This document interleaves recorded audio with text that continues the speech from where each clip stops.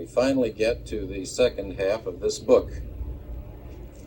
By the way, anyone have a Bible that has the Apocrypha in it? I know this is heretical for Seventh-Day Adventists, but one at home.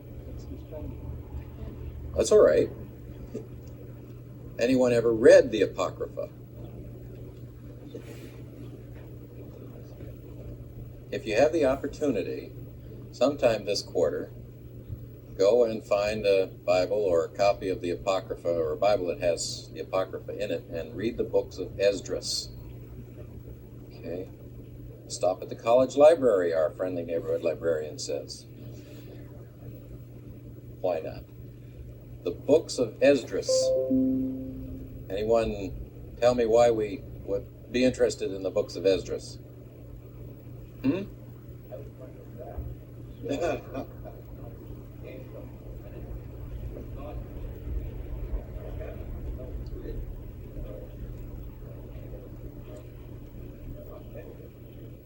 Is that right?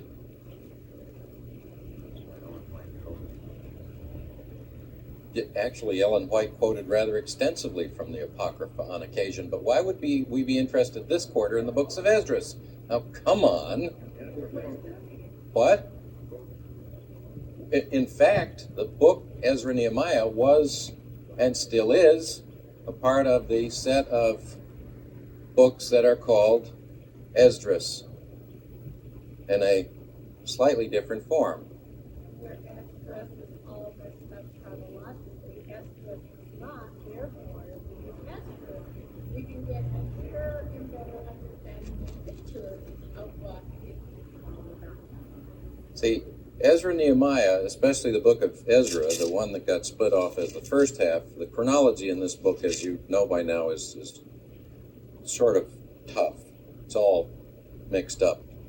But the version in Esdras, which is another manuscript that of the same family that our present book of Ezra was copied from,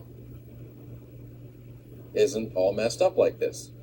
So you get a little bit better picture of the flow of events and the people involved and how they related to each other. So, hey, you learn something new every day, Cephas. You see? Books of Esdras. Good place to go to get a picture of this quarter's studies. Okay, A Patriot's Vision.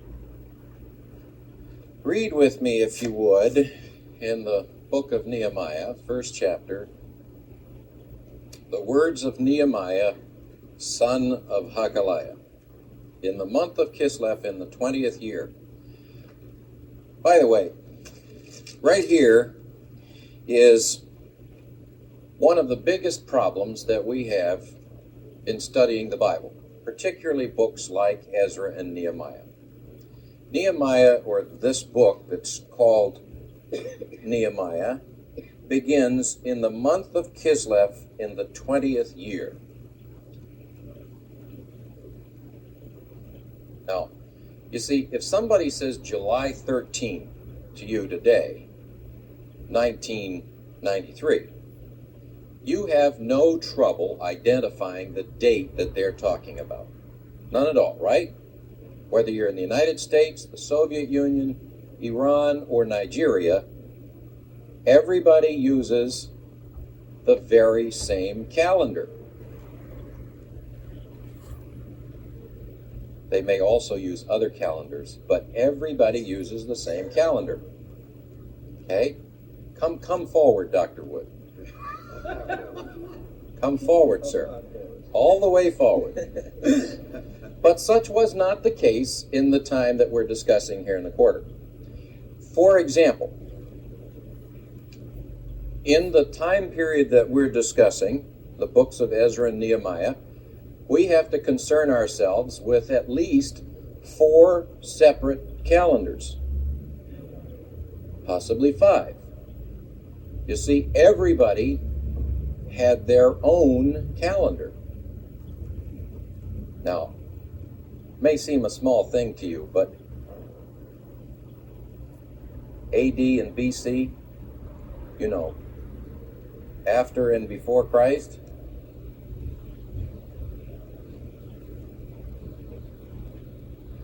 When was that dating system devised?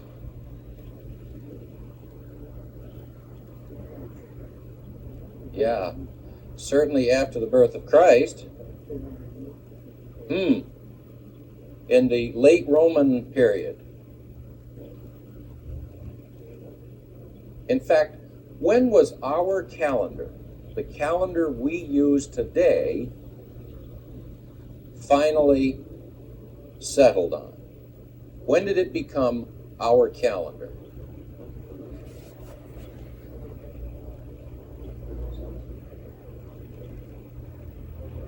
Now, this was a trick question, of course, because we remember Julius Caesar. Oh, was Julie the Pope? Was Pope Julie? I thought I could trick some of you. Who finally settled on the calendar? What is the calendar we use today called, by the way? Gregorian calendar. Why is it called the Gregorian calendar? Pope Gregory. But when did that calendar become our calendar? The calendar of the United States. Well, let me ask you this. When was Abraham Lincoln born? What's his birthday? No, not Abraham Lincoln. George Washington. Remember, we have this problem with George Washington's birthday? It was after George Washington was born that the calendar that we use today was finally adopted by... So our calendar isn't all that old. But fancy, if you can, a world in which the Soviet Union, Great Britain, France, the United States, and Nigeria all have calendars of their own, each with a different new year, each with different length months.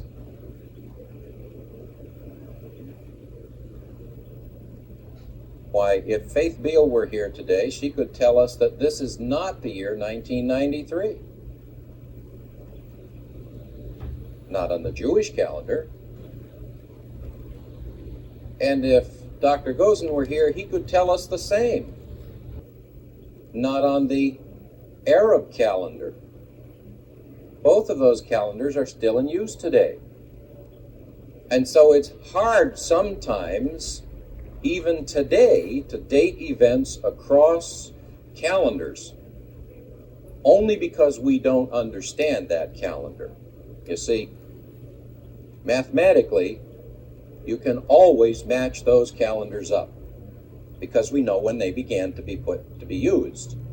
Now, but here when we read Nehemiah 1:1, in the month of Kislev, in the 20th year, we have a more than small problem.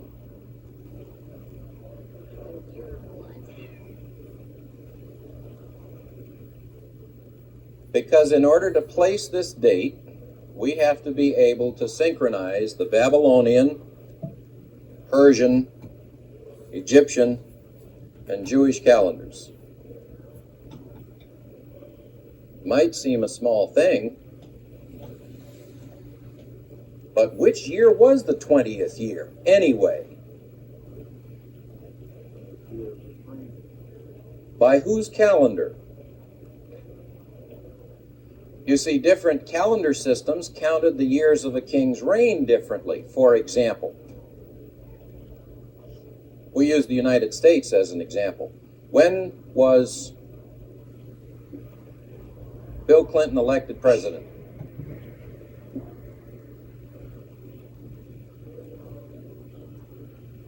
November of 92. He became king in January of some would say she became king in 1993, okay, but after the new year, right? Now the way we count things, the first year of his presidency is 1993, right? could no longer move any troops without his approval.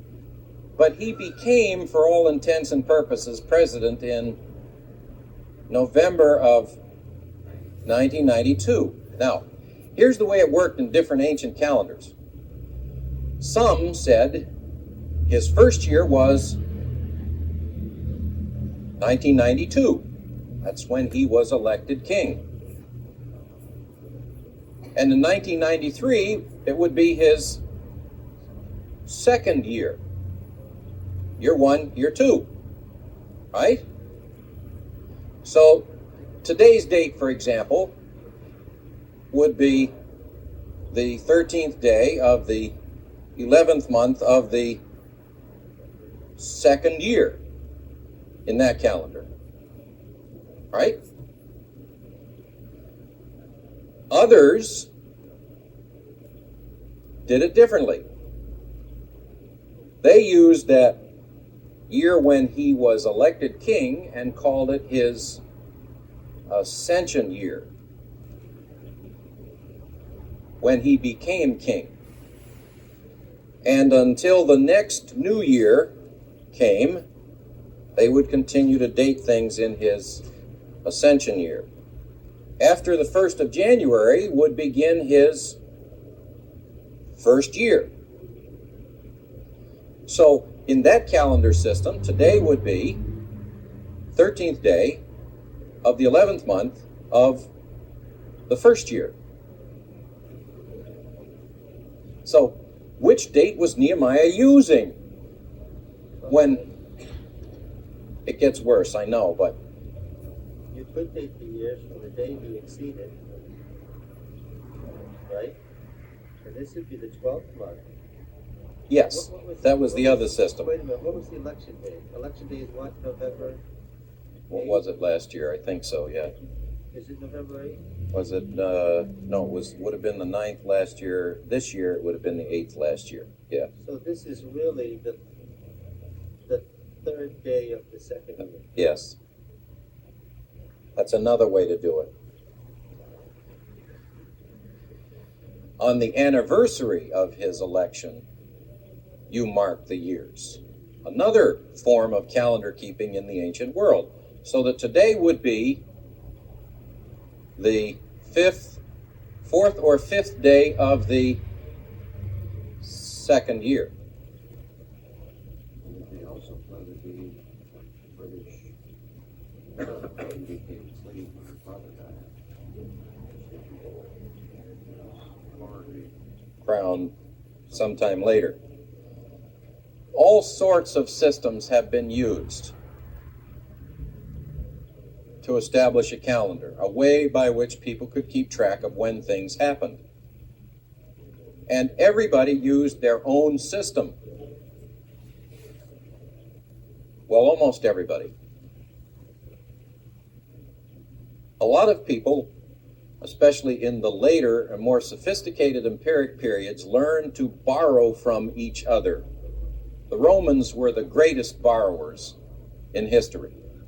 They borrowed the best of everyone's culture and passed that habit on along to the United States.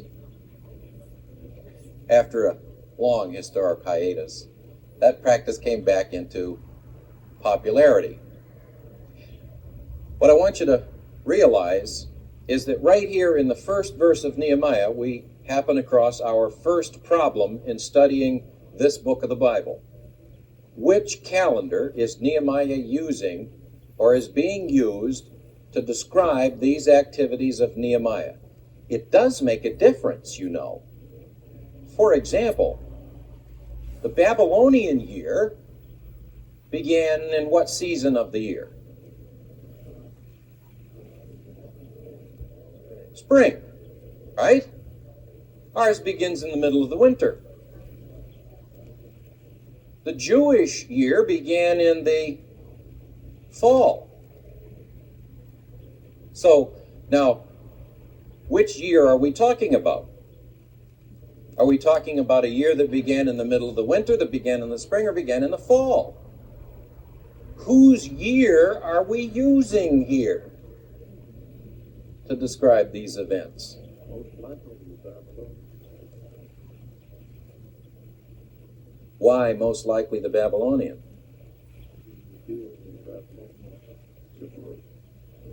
Well, they were living in Mesopotamia, but it was the period of the Persian Empire. And it was being written by a Jewish scribe. Is Kislev a Jewish month?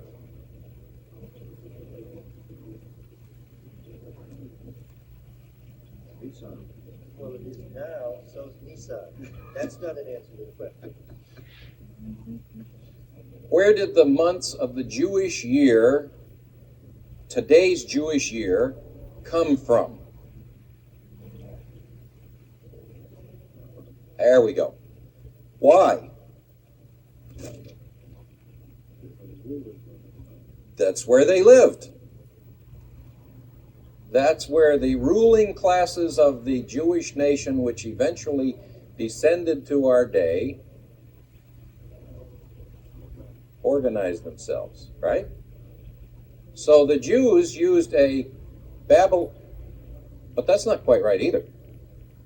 See, I did read that book twice. They used a Jewish version of the Babylonian year.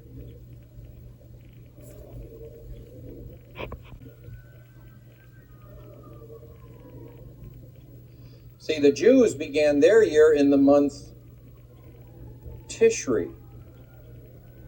The Babylonians began their year in the month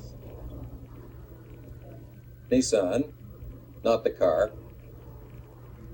The Egyptians began their new year in the month Thoth. And each of them was at a different point in the solar year. So when a Jew, writing with a Babylonian background, describes the activities that took place in a part of the world that was heavily influenced by both Mesopotamian and Egyptian history, whose year was he using to describe what happened? And why is it important?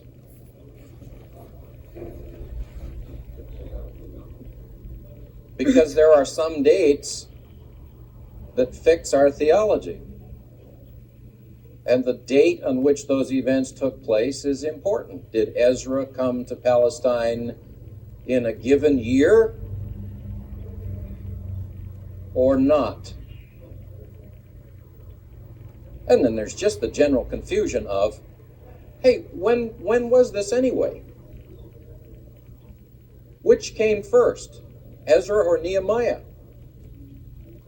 And how can you tell?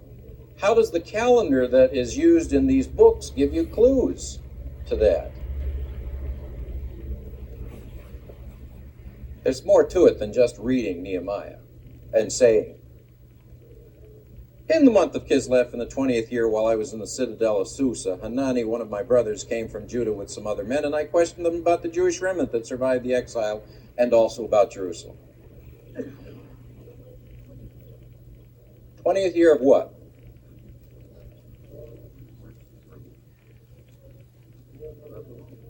The king, right? 20th year of King, you got to know which king, or you don't know when this happened.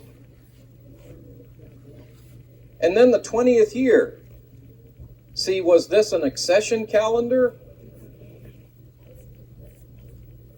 Or another kind of calendar? So was this really his 19th year, his 20th year, or his 21st year, the way we would count it? I don't know. You didn't even know that was a problem until now, did you?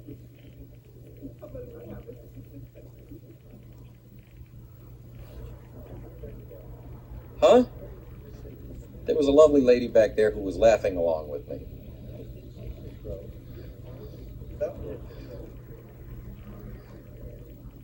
John, I'm going to give this back to you, having disturbed everyone's equanimity this morning. I didn't prepare to teach this lesson. Now, I did study it, Professor Wood, and you have until 10:40. 10:40. There's no Sabbath school program this morning. That snapped his head up, didn't it?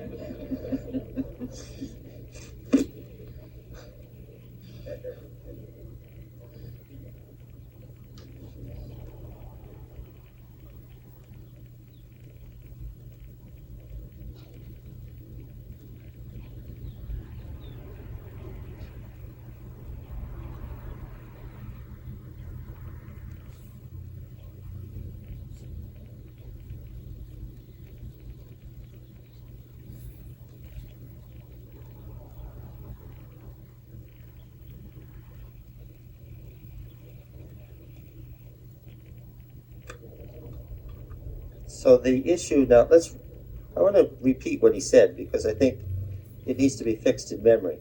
What were the various ways that they counted the beginning of a reign?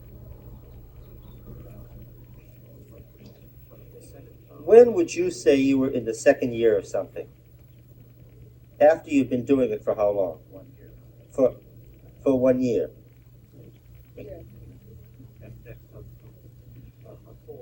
You and I, we've been talking about this. We study these things in the afternoon in a class. We're in the 4th year of that class. What do I mean by that?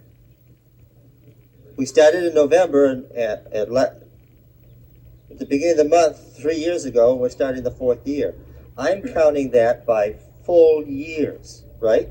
I'm making the assumption that my second year isn't until a full year has passed. Now, what do I mean by a year? What's a year? 12 months. I heard you say 12 months all over the place. Who said a year was 12 months? Oh, that's true, I did. Got me there. Yes, I did. There's no exegesis in that, is there? Okay, I did. What? You've been gone 45 seconds and I'm in trouble already. The word month. What is that word? What is that word, month? Moonth. It mooneth. It mooneth. That's what it's just a shortening of the verb. It mooneth. When it mooneth, what doth it do? What? Sliver of the new moon shows. Where? Where? Yes, where? You're doing good. What? Where you happen to be looking at it, you say. We're doing exegesis of Ezra and Nehemiah. Oh. Where am I looking at it?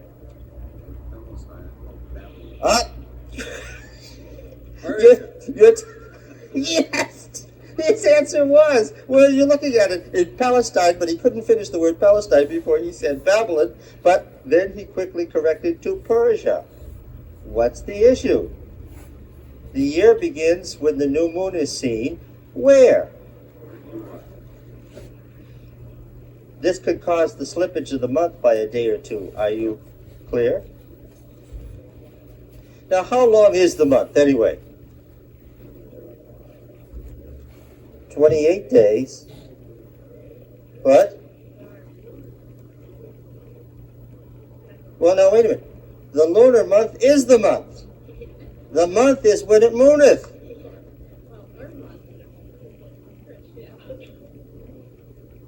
Our months are stretched out? Oh, dear. What does that mean?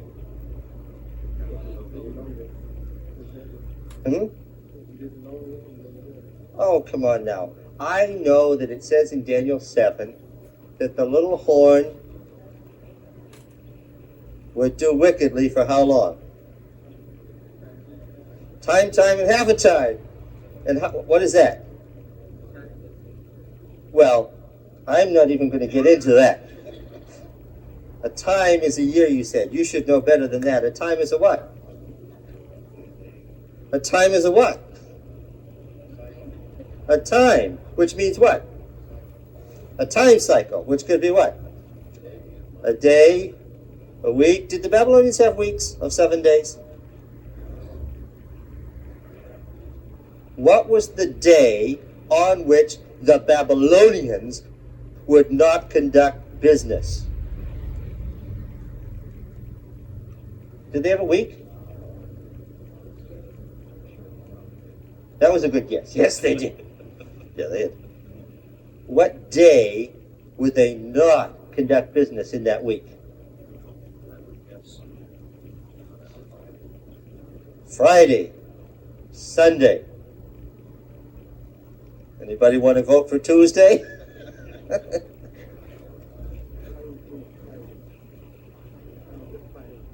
Friday because of later Muslim practice? Friday came out of an event in Muhammad's life. It was not Friday. The Babylonians did not give preference to the sun. Marduk was not a sun god. What have I just said? The day on which they would not conduct business was not Friday. It was not Sunday. What? What? Oh no, it wasn't Tuesday. That was a trick. And it was Saturday. It was Saturday. The Babylonian Sabbath was Saturday. The Babylonians attacked Jerusalem on Saturday because they knew that they didn't mind fighting on Saturday. That wasn't one of their rules, but for the Hebrews I was so slight. For the Hebrews it was a rule. That's why when we compare our data in Ezekiel to the Babylonian Chronicle, we know that the Old Testament Sabbath was our Saturday, despite all the changes in the calendar. Now then, so there was, but the month here is what? 20. Now look, I'm a mortgage banker. I have to figure interest, prepaid interest on closed mortgages, and I know for sure how many days the month has. What? 30? Where did I get that idea? From the Banker's Handbook. And where did the Banker's Handbook come from? It came from Babylon. The Babylonians recognized the problem and invented an artificial month arbitrarily. And they said, bankers and businessmen, there's something you need to know to get order here, and that is that every month has 30 days. And I've been listening to them ever since. There was a theoretical month, we saved it here. There was a theoretical month of 30 days. There was an actual month of what? 28 days. Now what's the problem? Your lunar years are going to do what? They're going to be shorter than your, if you take 12 of your months, you're going to end up with what? Eventually your calendar is going to wander, your New Year is going to wander, your years are going to be utterly out of sync with your agrarian cycle. There was such a calendar. Yes? The Egyptians had this problem. The Egyptian calendar in the century we're studying had wandered backward several months. Okay. During this period, Egypt kept revolting and revolting and revolting from the Persian Empire. Yes, I know. The Persians found that revolting. Now, the problem was that the Persian army kept making its way through Palestine to Egypt to fight. And an army brings with it what? A calendar, among other things, diseases, all sorts of things, but it brings a calendar with it. The Persians kept going back and forth through Palestine in this period. Right? But every time Egypt revolted, it immediately sent its army and its governors and therefore its calendar into Palestine, because it's easier to block the Persian army at the north end of Palestine and at the south end, which happens to be Egypt. You see the problem? It is not by chance that if we have this even close to correct, both Ezra and Nehemiah came to Palestine just after an Egyptian revolt. What was the purpose of the magnanimity of the Persian emperors? That's right. They needed a buffer state, and they sent, in both cases, Persian officials of their own government, who happened to be what? Jews, to govern Judea and form a buffer state. In both cases. In fact, it was a revolt of Egypt that had stimulated Zerubbabel coming in 520. So, Zerubbabel, Ezra, Nehemiah all arrive in the wake of a failed Egyptian revolution. Yes. Okay. Now then, the Egyptians followed those lunar months faithfully, even though that was doing what? That was giving them a short year, which was what? Was receding through the year, backwards. Okay? How did the Babylonians solve the problem of the non-sequence of the lunar and solar calendar? Well, the 30-day month was a theoretical month to solve this problem in behalf of business.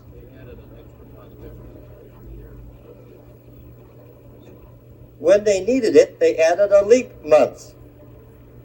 They let it get almost a month out of phase, and then inserted a 13th month,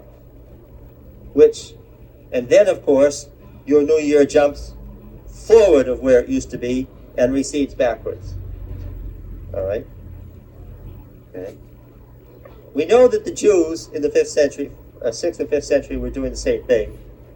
Sometimes the Babylonians inserted a second month. It has been argued that they would not have inserted a second month in the Jewish calendar because that would get the spring festivals and the fall festivals out of phase as we find them in the Book of the Law. And we know Ezra brought back the Book of the Law, right? And they read the law. So as we read Leviticus, Numbers, and Deuteronomy, it will give us some idea of what at least Ezra and his crowd thought is the way it should be done, right? Okay, now then. So we have the wandering Egyptian calendar and the leap month calendar of the Babylonian-Jews. And then what were the Persians doing?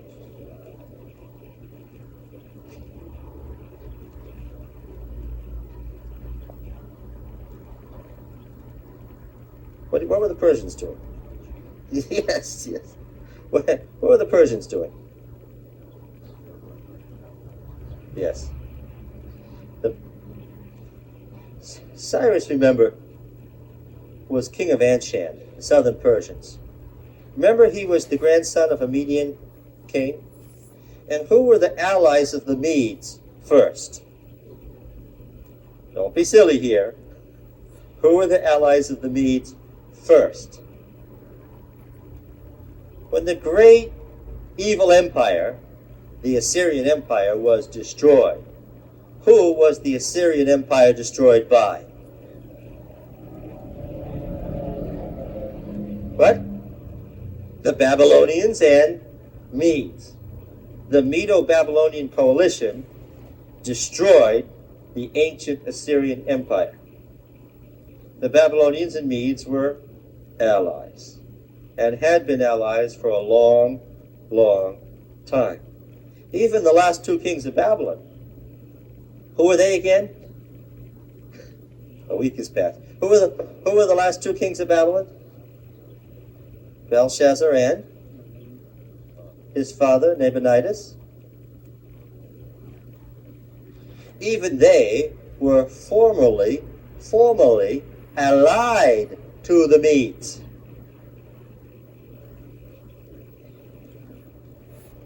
The Chaldean family was a Persian family.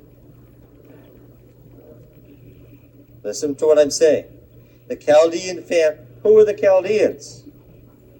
They were the family that created the Neo-Babylonian Empire. Nabopolassar, Nebuchadnezzar were what? Were Chaldean kings of a Persian family. By no mistake, the Persians were using, with some adjustment, what? With some adjustment, the Persians were using the Babylonian calendar. Yes. Okay. Now, where is Nehemiah?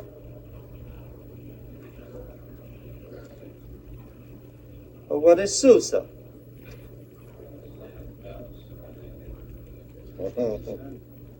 Where? In Iran?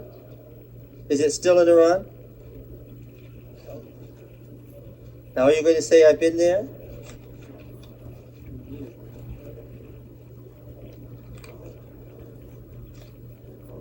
It's still where it used to be. It hasn't gone away. It's still there. No, it's not the capital now. No. Of course, there was a modern Iranian king who wanted to revive the Persian Empire and rule over the whole Middle East. Who was that? Mohammad Reza, the what? Shah?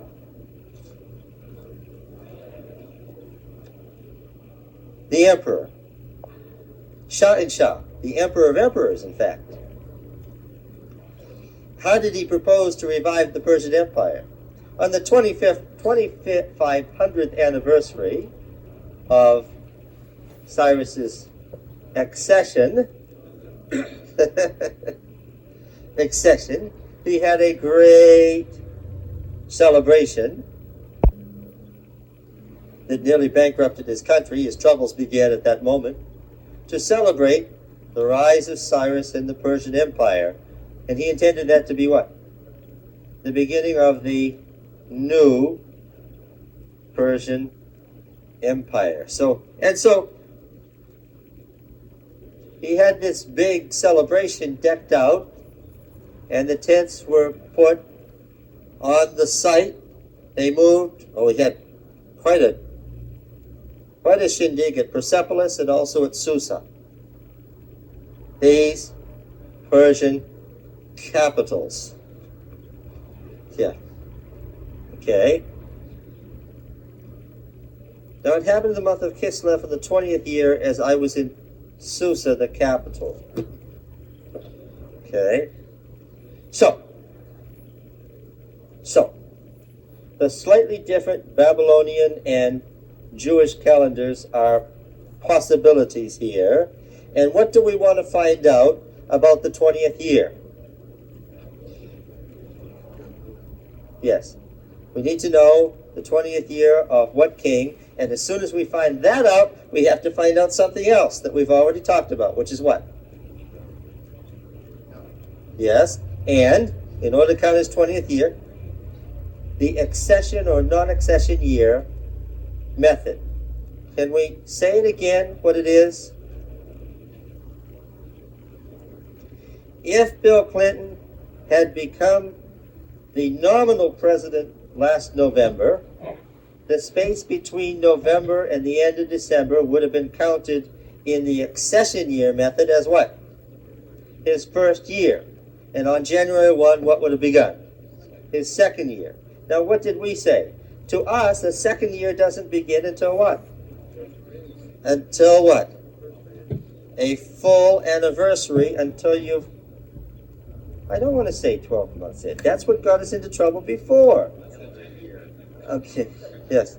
Until a full calendar year has passed. Yes. Saying that the two people are charged at the same time? Yes, exactly. Under the accession year method, the year 1983 would have been counted what? As the fourth year of Bush, and also what? The first year of Clinton at the same time. Now, what's interesting then is that a scribe writing under Bush's reign, and what was the day of the election? November 3. He's saying November 8. Don't. November 3rd. Okay. All right. A scribe writing on November 2 could write in the fourth year of George Bush. And a scribe writing on November 4 could write on the first year of Bill Clinton. Now, they could also date that to the year that we're using. They could have said, in the 11th month of the fourth year of George Bush on the second day of the month, and also said, in the 11th month, on the first year of the reign of Bill Clinton on the fourth day of the month. It could get worse, Pete. A scribe might write in the 11th month, in the fourth year of George Bush, on the fourth day of the month. Why would a scribe do that? No.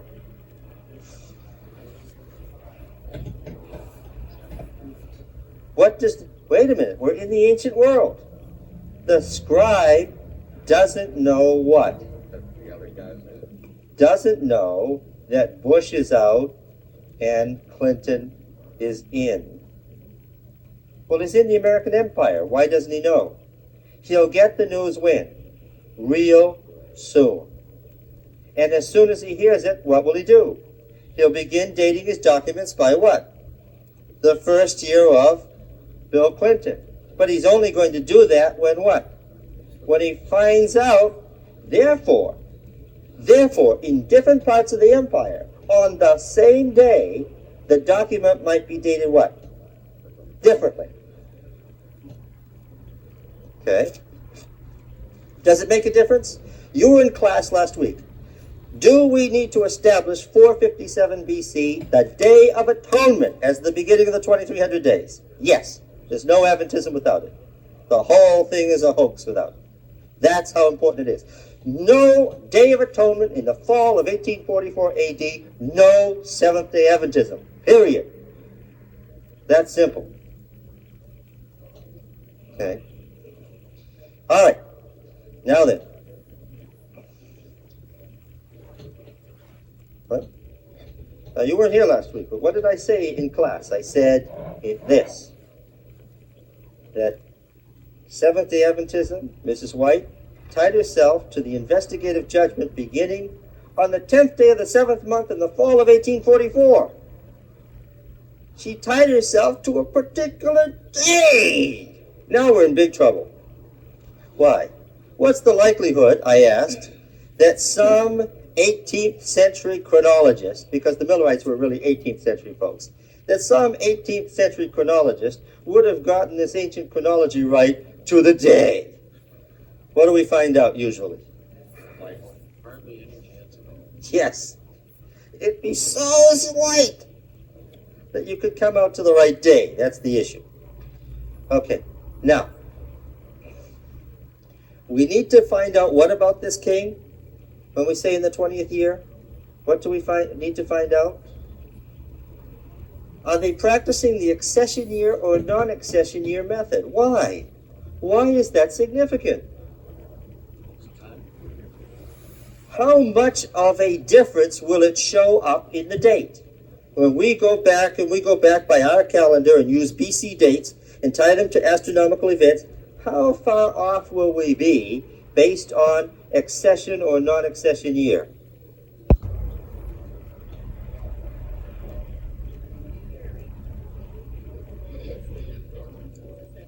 If the accession came in the right part of our year, we could be off by 1 full year.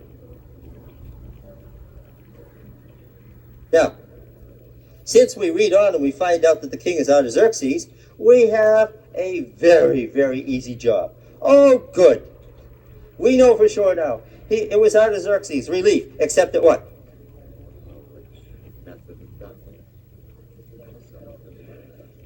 What? Oh. Well, there were two of any significance. It's not the later Artaxerxes who's facing the Greek Empire and Persia is about to collapse. It's long after that event.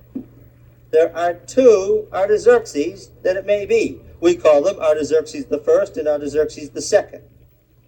I wish that Elizabeth back there in the 16th century had always written herself as Elizabeth I. If she'd had the good sense to call herself Elizabeth I, and everybody in her reign had called herself Elizabeth I, then what? Then I wouldn't have a problem. If everybody in his reign had called Artaxerxes I, Artaxerxes I, then what? Except that what? What? What? Well, that's true. Yeah, that's true, because patronymics, meaning that the grandson is going to assume the father's name, title, dignity, and divine being or genius. It's the same person, is it not? It is true that the current queen calls herself Elizabeth II and lately Elizabeth the Last, and has a clear idea that she's not in any way Elizabeth I. But in the ancient mind, what? The two would have been identified as one. Oh boy. Okay, now we have to find out if it's Artaxerxes I or Artaxerxes II. Now this is an unfortunate thing. There's not enough said about the king and the events to tell us. Now, one more thing. Once we decide, if there's some way to decide whether it's Artaxerxes I or the second, we have to find out what? Accession or non-accession year. Yes. Okay. Now, or of course we could get off by a year simply by finding out that one person is using a spring New Year, the other person's using a fall New Year, and the event described fell when? In the summer. Because if the event described fell in the summer, and you're using a spring New Year, it would be the 20th year already, and if you're using a fall New Year, it might still be the 19th year, depending on whether you're using an accession or non-accession year. Is everybody following this? The issue is whether there's 457 BC as the beginning of 2300 time units in Daniel 8:14. Right? Let's keep that in front of us. And to 2300 what? What? Days. What? Time units. What? Evening, mornings with a hyphen. 2300 temple time units. I like that, TTU. Temple time units. You didn't mention the problem with the days. What? You didn't mention the problem with the days. Well, we're right at it now. When does the day begin?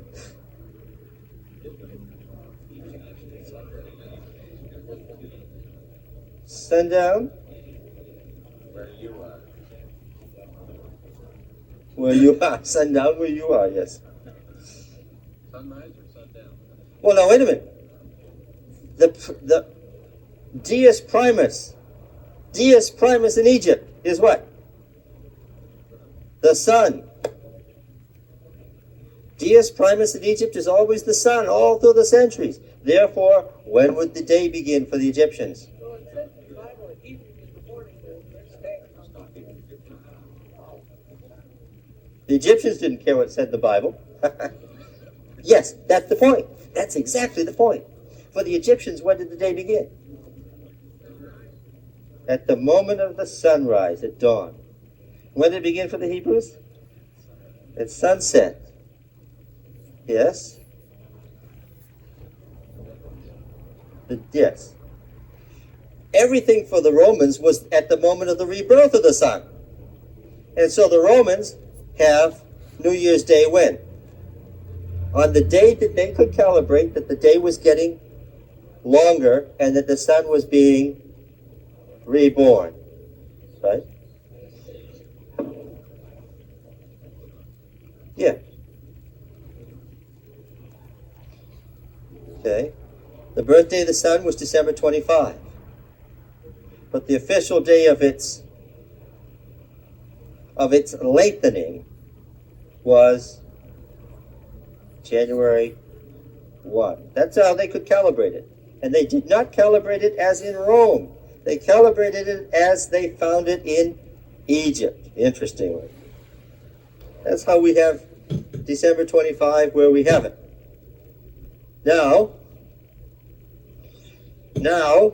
for the Romans, everything was the rebirth of the sun. So when does the day begin? No, the rebirth of the sun. The rebirth of the sun happens on the 25th, but the first isn't till a week later. When is the moment of rebirth? You know that the sun has been gone and will soon emerge. Hasn't happened yet, but when do you know that is? It's at midnight. Halfway through the dark time. That's when the day begins. So when do we place the beginning of the day? Having inherited the Roman system, we place it where? In the middle of the night. Well, it's hardly my middle of the night, but it was the Roman middle of the night, right? They've slipped it by several hours. 12 p.m. isn't the middle of the night in our culture, but anyway, that's how it happened. Now look, what we need to do is determine which Artaxerxes, the first or the second, because if it is the second, then this is 398 BC. All right? This is 398 BC. Well, then the 2300 days haven't run out yet. They'll probably run out in 2000, along with the Jubilees calendar.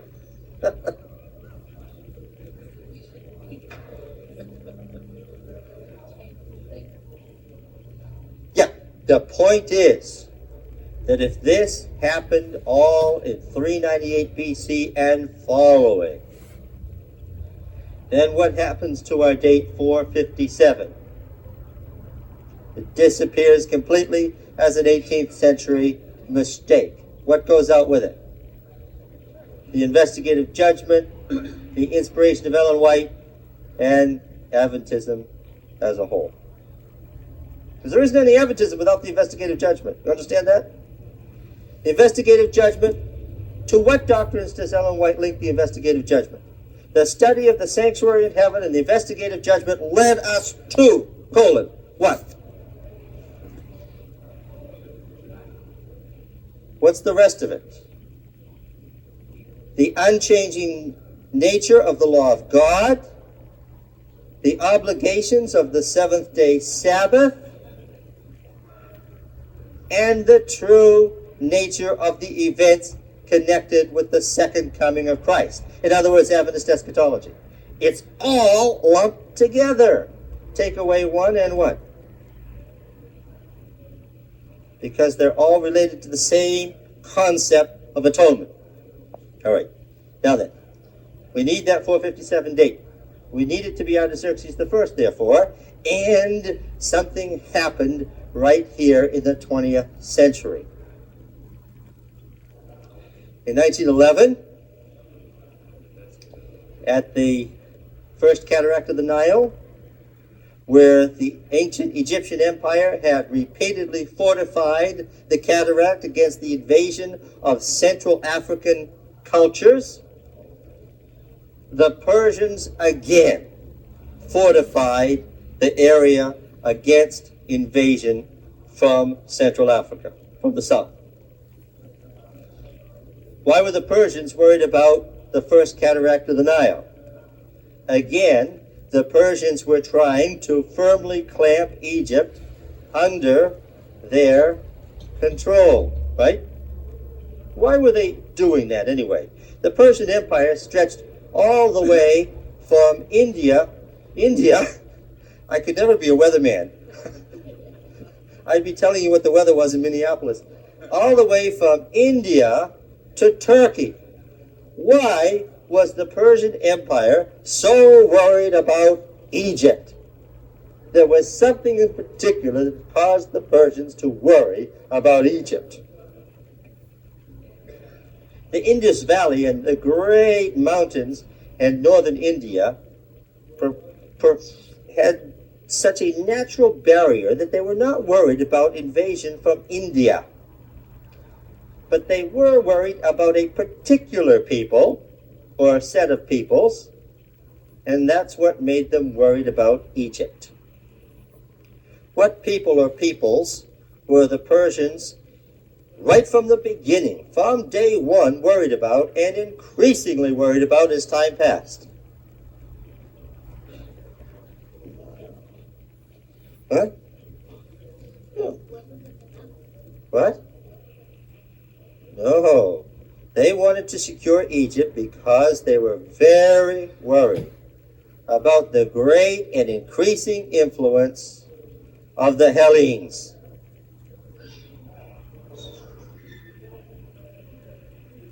Persian records show that the Persian emperors were worried about the Greeks from the beginning. They were worried about the great advances in Greek culture. And there was a feeling for a century and a half that someday Persia was going to have to do what? Face up to the problem of Greece. The longer they put it off, the worse it got. Now, this was part of the purpose of shoring up Egypt. So the Persian emperors refortified the great fortress on the Elephantine Island at the First Cataract of the Nile. Who was there? Who did they hire as mercenaries? Who were their soldiers? Jews. Well, Hebrews. That's correct. Hebrews had escaped from the Judean kingdom at the time of its collapse under Babylon, and they followed a syncretistic religion. What does syncretistic mean? Yeah, we see that in the Samaritan religion. That's what Nehemiah is upset about. This Jewish colony on Elephantine Island survived for more than a century. A great large colony of... They built a temple to Yahweh, their God. And because they lived there, because they were such a large population, men, women, and children, families, an entire garrison of Judean exiles, mercenaries, in the service of the Persian emperor, they left behind documents written, since it was in Egypt, on papyrus. Yes. And since it was dry, many of those documents survived. Written in Aramaic, the language of the Persian Empire, Imperial Aramaic, late Aramaic. They wrote in Imperial Aramaic for over a century. And in 1911, what happened? They were found. And so beginning in 1911, they began to be deciphered. Here are Judeans writing in the Persian period. And some interesting things happened.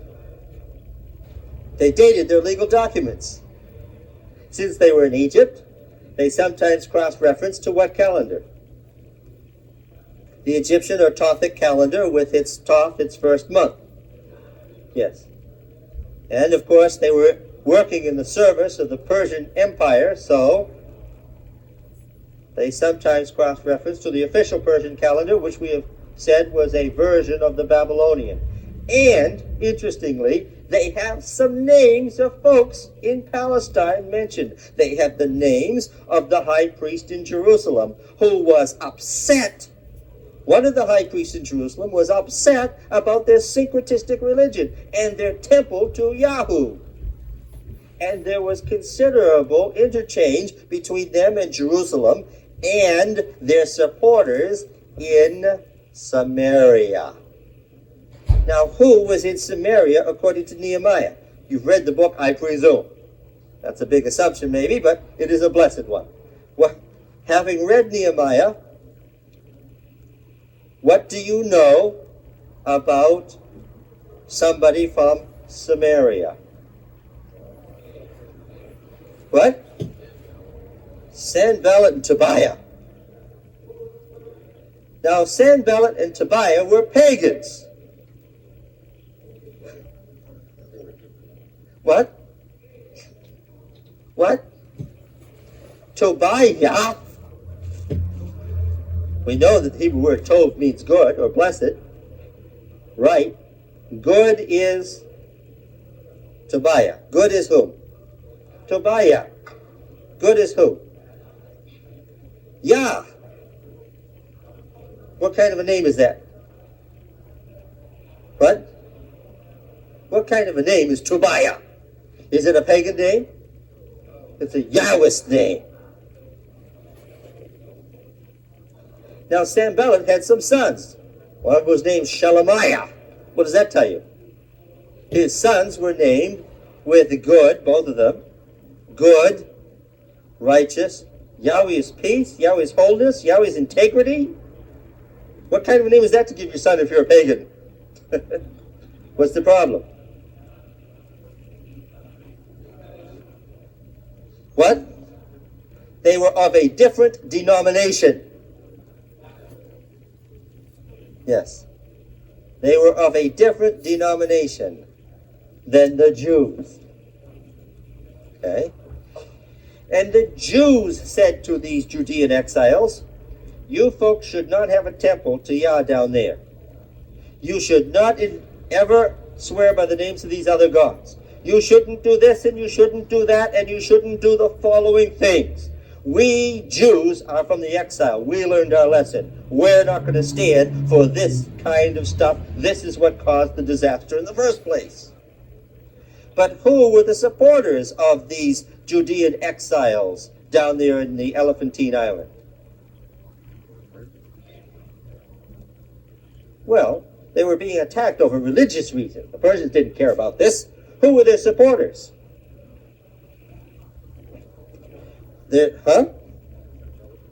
Sanballat and Tobiah, because they represented what kind of a religion? The very kind of religion that Ezra and Nehemiah would not stand for.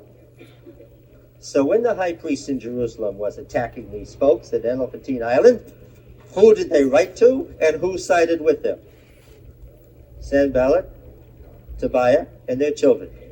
And they give dates in their letters. And they mention Tobiah and Sanballat and their children. And they give dates.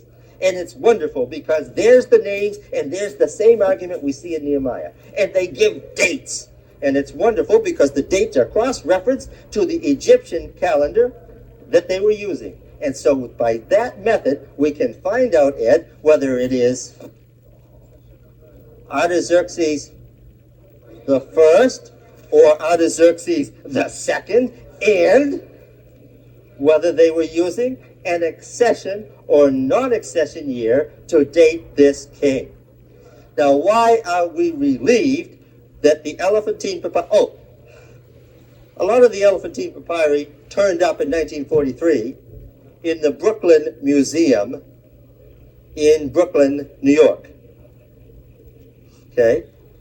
So a whole bunch more that further illustrated our point came up in 1943 and following in Brooklyn.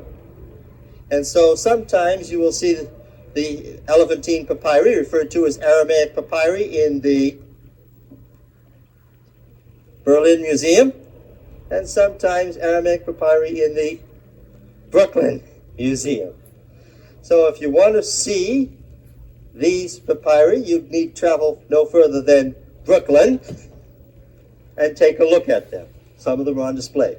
And what did we discover? What do you think? The Artaxerxes involved, beyond question, was Artaxerxes the First. Okay, now this Artaxerxes the First reigned during 457 BC. We're greatly relieved to hear that. Okay?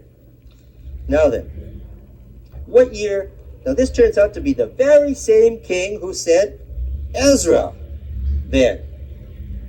What year did Ezra come? Go back to the beginning of Ezra. What year does this happen?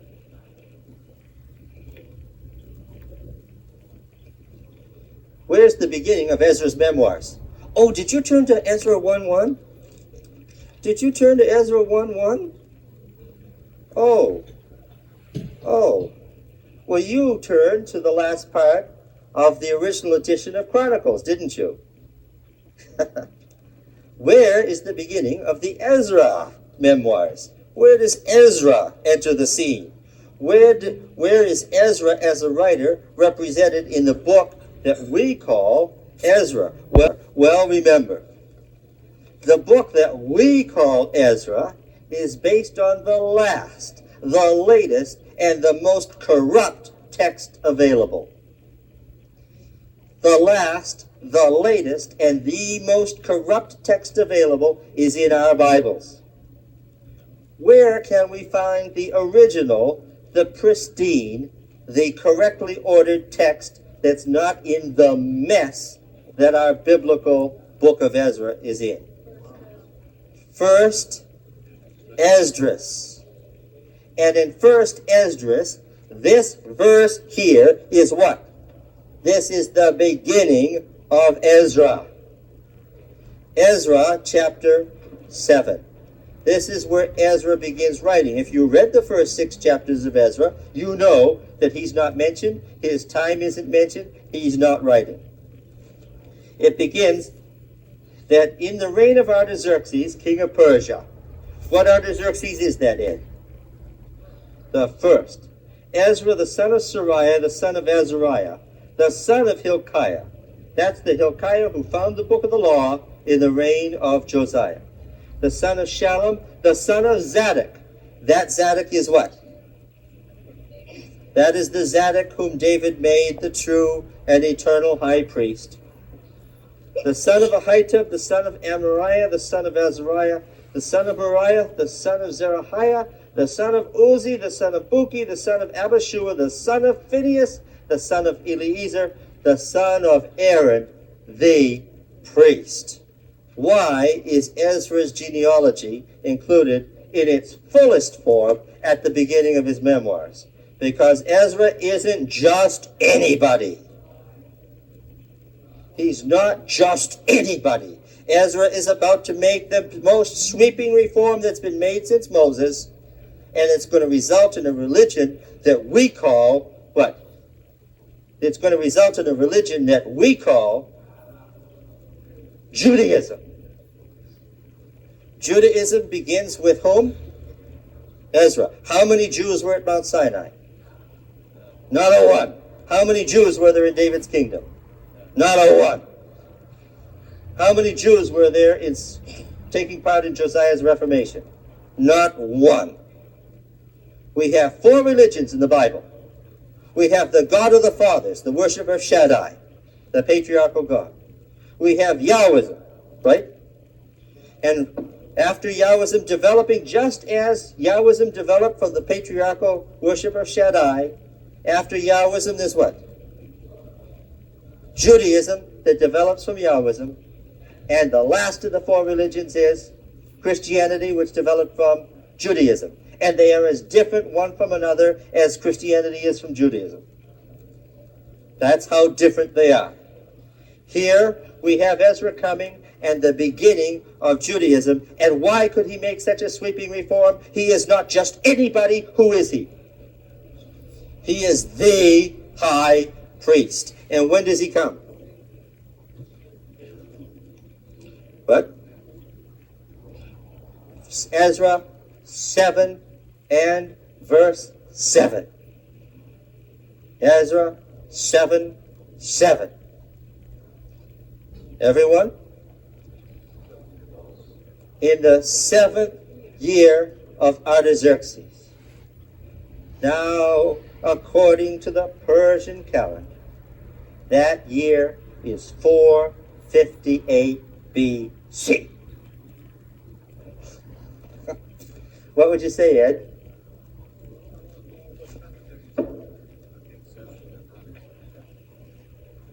Well, now, why does it make a difference? Accession or non-accession year? They say, here we are in Sabbath school. We come to study the Bible to get a blessing and study spiritual things, and instead we study the calendar all morning. Why does it matter?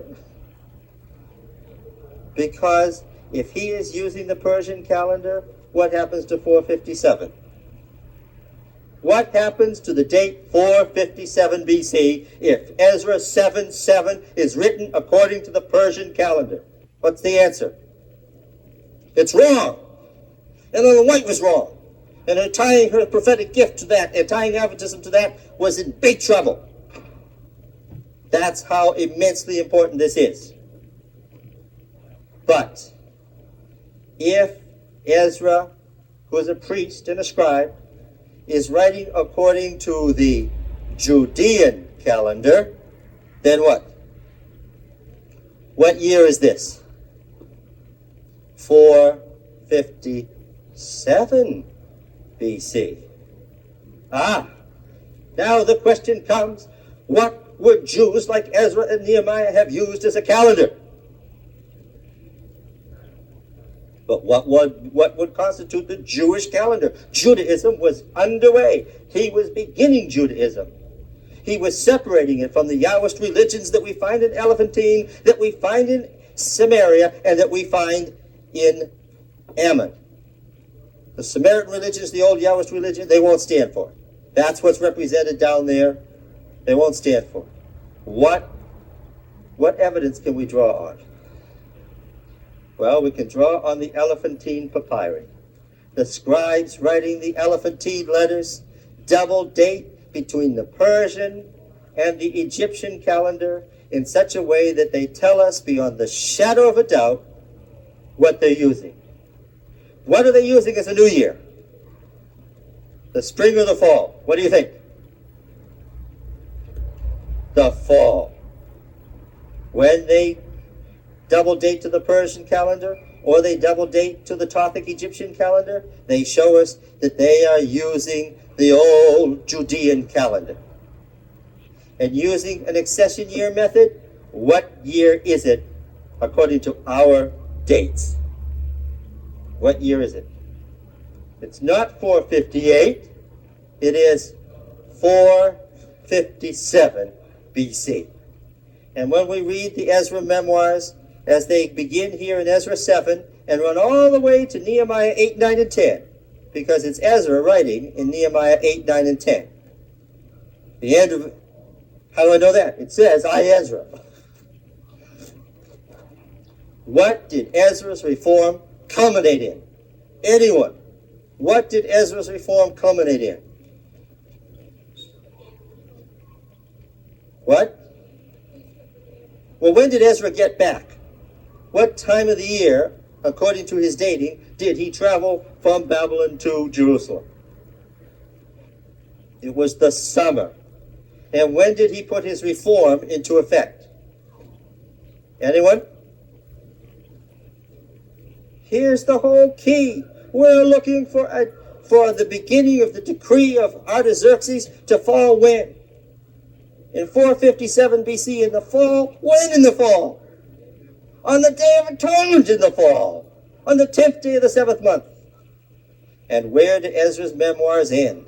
What is it that Ezra is doing as his reform ends in Nehemiah 8, 9, and 10? He has just dismissed the people who have gone out on the 2nd day of the 7th month. He has read the law, and he is preparing them to observe what? The Day of Atonement and the Feast of Booths that follows it. He has read the law. He has told them the law is now going to go into effect, and he prepares them to do what? To keep the first Day of Atonement since the exile. So I'm asking you, Pete, what day did the decree to restore the temple in Jerusalem go into effect? What day? What is the first religious observance that they are going to do as a result of Ezra's reading the law? They are going to observe the Day of Atonement and the Feast of Weeks that follows it. So I'm going to ask again, what day did the decree go into effect? What day? Well, that's what we've been talking about. What day were Jews using? The Elephantine Papyri and the Samaria Papyri tell us what day were they using. They were using the fall calendar of the old Judean kingdom, and what day did Ezra's reforms go into effect? On the 10th day of the 7th month in what year? 457 BC. My point is that it could not have been known until the 20th century. It could not have been known until 1911 that what? That the old, hopeful, wishful thinking, I guess it must have been, as nearly as we can tell it seems to have been, probably was 457 BC, turned out to be what? It is what? It's not probably was, maybe, must have been, but what? It absolutely was. That's the key. Now, again, I'm going to say, the likelihood of an old 18th century calendar guess turning out to be exactly right to the day is what? So unlikely as to be miraculous and providential. That's the point. What did Paul say?